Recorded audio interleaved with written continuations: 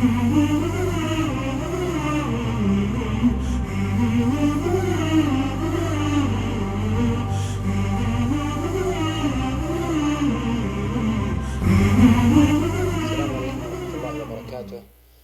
والسلام على أشرف الأنبياء محمد بن عبد الله. من منطلق حرص صحيفة الخرج اليوم الإلكترونية على التواصل مع القراء الكرام بكل ما يفيد المجتمع، نستضيف في هذه اللحظات معبر الرؤى والأحلام الشيخ سعد مبارك الدوسري ليشرح لنا بعضا مما عنده. حياك الله يا شيخ. الله يحفظك. نرحب بك في هذا اللقاء. نتمنى أن نقضي وقت إن شاء الله يفيد المستمعين الكرام والمشاهدين. والله وأنا أول شيء بسم الله الرحمن الرحيم، والصلاة والسلام على أشرف الأنبياء والمرسلين نبينا محمد عليه وعلى آله يتم التسليم، ثم أما بعد. أتشرف أن أكون ضيفا عندكم، وأسأل الله أن نفيد القارئ والمستمع ومن بحث عن الفائدة. يا حي يا قيوم. حياك الله شيخ سعد. ماذا يعني لو ابتدأنا هذا اللقاء عن بداية حياتك الشخصية والعملية، نبذة موجزة عن حياتك الشخصية والعملية. أول شيء أخوكم في الله سعد بن مبارك الدوسري، مدرس لغة عربية في ابتدائية زيد بن الخطاب في الخرج، متزوج وعندي 3 أبناء أكبرهم مبارك. بديت في الرؤى والأحلام قرابة 11 سنة، وأسأل الله بمنه وكرمه وجوده أن تكون عونا على طاعة، وأن تكون فيها فائدة للإسلام والمسلمين. شيخ سعد، ماذا عن بداياتك وكيف نشأت تفسير الرؤى والأحلام؟ طبعا تعبير الرؤى والأحلام هو موهبة، أو هي موهبة مثل أي موهبة. الموهبة هذه لابد أن تتطور ويطورها الشخص بعدة أمور.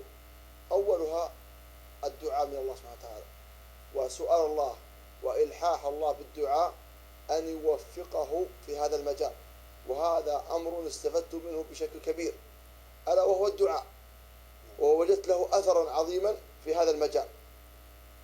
الأمر الثاني مصاحبة أهل الفن في قضية المعبرين، ويعني صاحبت كثير من المعبرين على رأسهم واستفدت منه بشكل كبير فضيلة الشيخ محمد الرومي. درسنا في كلية المعلمين وزمته 3 سنوات أو 4 سنوات تقريبا، وهذا نمى الموهبة بشكل كبير. الأمر الثالث الذي نمى الموهبة هو وأرى وأنصح إخواني به، ألا وهو قراءة تفسير القرآن الكريم. وأنا أصرح بها في كل منتدى وفي كل مكان وفي كل لقاء، قراءة تفسير القرآن الكريم نمت الموهبة عندي قرابة 90%. ما شاء الله. يعني وأعطتنا دلائل فتح الله علي في الأمر هذا، وأسأل الله أن يكون عونا على طاعة. تكون هذه من الضوابط الشرعية تفسير الرؤى؟ لست من الضوابط، بس أفضل أن يكون المعبر شمولي في تفكيره، شمولي في قراءته.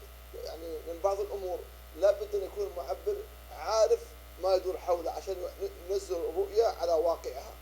لابد يكون مدرك بعض الأمور، بعض الألفاظ، بعض الأشياء. هذا مثلا رجل كلمني قال رأيت زوجتي تضحك، رأيت زوجتي تضحك. الله ماذا قال؟ فضحكت فبشرناها.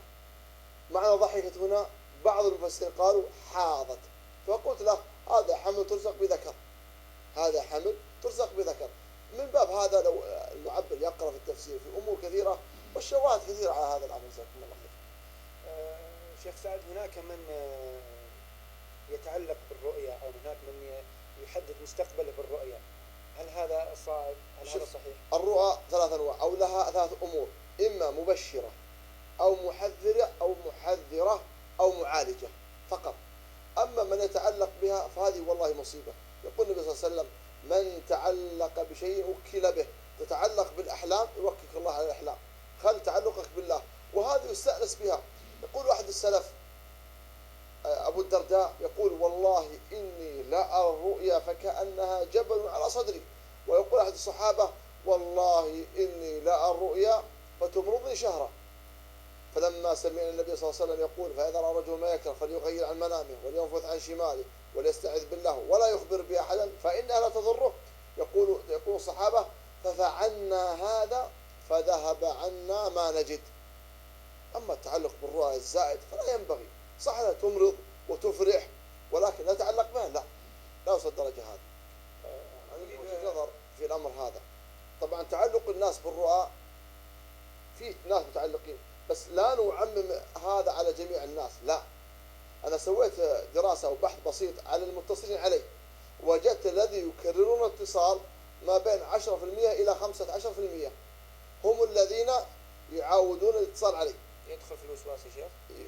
قد يدخل في الوسواس، قد يدخل في المشاكل النفسية، قد يدخل في الهم والغم الذي يعيشه، بل بعضهم أقول بيجيك خير مثلا، أو سترزق برزق، متى بيجي وكم هو، يعني خلاف. أنا أقول إن صدقت والله أعلم، لأن تعبير الرؤيا تعبير ظني.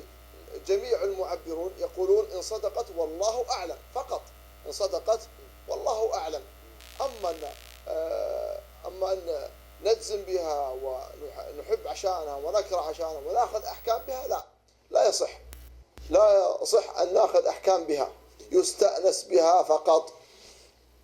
جزاك الله يا شيخ ونفع بعلمك. هناك من يحدد في تفسير الرؤيا بأيام معينة، بساعة، بدقيقة، هل هذا من دقة التفسير؟ والله تأتي رؤى فيها الأمور هذه، ولكن عدم ذكرها أفضل لعدة أمور. أول شيء لا تفتن صاحب الرؤيا، هذه فتنة لصاحب الرؤيا. الأمر الثاني فتنة لك أنت يا المعبر، فالأولى إذا كان ما في مصلحة من ذكرها ما تقال. ثانيا الأمر الأفضل أن يحملها محمل خير، بشروا ولا تنفر كما قال النبي صلى الله عليه وسلم. جزاك الله خير يا شيخ. بعد انتشار التقنية والقنوات الفضائية، هل أصبحت تعبير الرؤى تجارة؟ والله أنا كنت أقول للإخوان عندي برنامج عنوانه تجارة الأحلام، وأصبحت تجارة. أحد القنوات، لعل نسي في المجال هذا لأنه صراحة اشتكوا الناس بكثرة. هذا يعني امرأة كلمت أحد القنوات وأنا أسمع، واتصلت وأغلقوا الجوال في وجهي. قالت: شوفوا الرؤية العجيبة، قالت: رأيت عقيد في الأمن، شوف، عقيد في الأمن خاطبني، عقيد في الأمن خاطبني. فقالها المعبر في أحد القنوات، قال: أنت تأخر الزواج عنك؟ قالت: نعم. قال: هذه بشارة لك، لقد انفك السحر عنك. قالت المرأة: أنا ماني مسحورة. فبكت المرأة على مباشرة، قال: لا، أنت مسحورة ولكنك لا تدري. أنا صراحة ما تحملت الموقف، اتصلت فقلت لها، فقلت: لماذا لا تحمل الرؤيا محمل خير؟ طبعا قلت عقيد معروف عند الناس، عقيد ربعه هو أعلى الناس أو هو سيدهم، وكون أمن لك، وكون العقيدة هذا في الأمن، سيكون الزواج هذا لك أمنا، سيتزوجك رجل صاحب منصب وصاحب جاه وأمان لك، ليش الحمل على الشر؟ فأغلقوا الهاتف في وجهي. والقصص عندي كثيرة جدا جدا، فهذه تجارة. لعلنا نستلحق إن شاء الله في وبعد قبل هذه الدقيقة ب10 ريال، أخذوا مني 50 ريال في خلال 5 دقائق، أخذوا مني 50 ريال. ليه؟ كما قلت الصحابة إذا كانوا صحابة رسول الله يمرض الأمر هذا، كيف الضعف هذا ما يجدون القناة هذه يرى المصيبة.